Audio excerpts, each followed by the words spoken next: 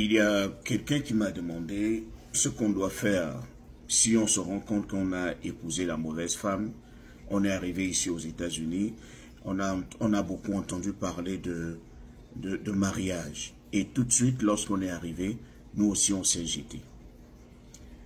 Alors, tu te jettes sans pourtant vérifier si la dame avec laquelle tu iras te marier est une dame qui peut te respecter ou qui peut te protéger.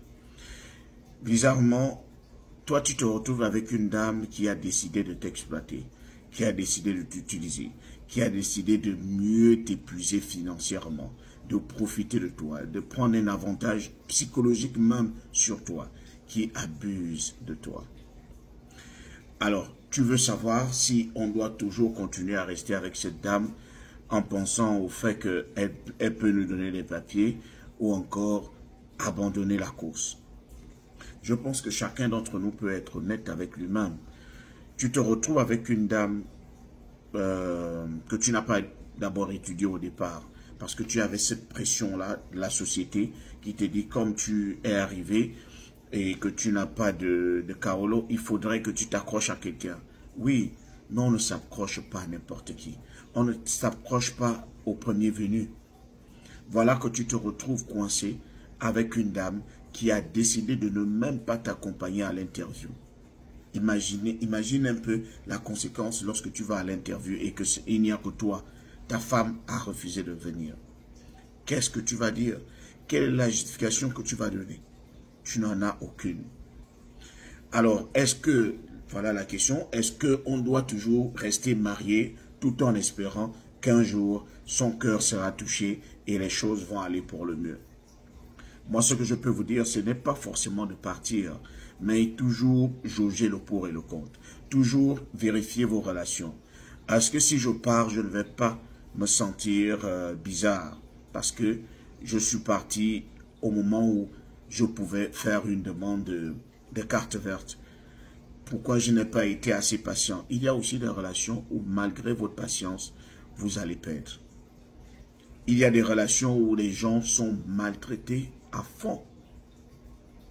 C'est-à-dire, la personne qui abuse de ces personnes-là sait déjà que vous êtes accroché au permis de travail, au numéro de sécurité sociale. Donc, parfois, la femme ou l'homme décide de faire de vous ce qu'il veut. Doit-on toujours rester marié? Je dis non. S'il arrive que vous savez très bien que les portes sont fermées, c'est-à-dire que vous êtes marié à quelqu'un et vous vous rendez compte que la personne n'a vraiment pas la volonté de vous libérer, n'a vraiment pas la volonté de vous laisser prendre les ailes. Et j'entends par ici les ailes, c'est-à-dire le social et le working permit. Il arrive qu'on sache que notre femme là, elle nous entraîne dans une embrouille. Elle ne veut pas me donner.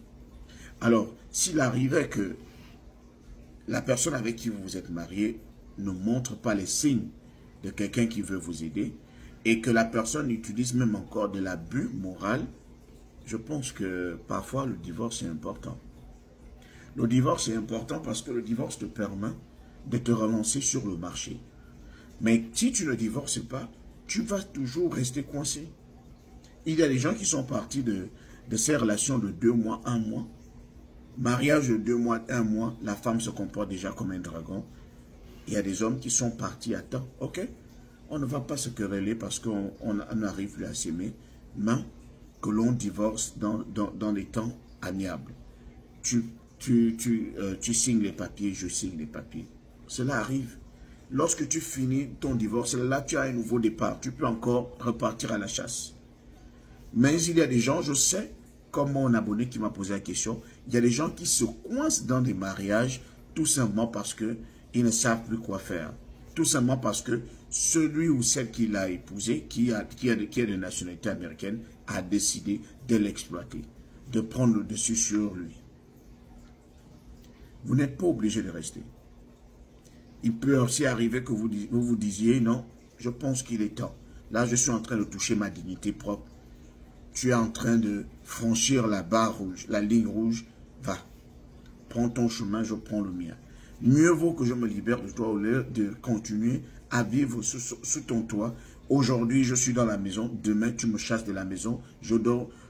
Si je ne dors pas dehors, je dors dans le canapé. Si je ne dors pas dans le canapé, tu me chasses, je dors dehors. Alors qu'il fait, même en hiver, tu me chasses.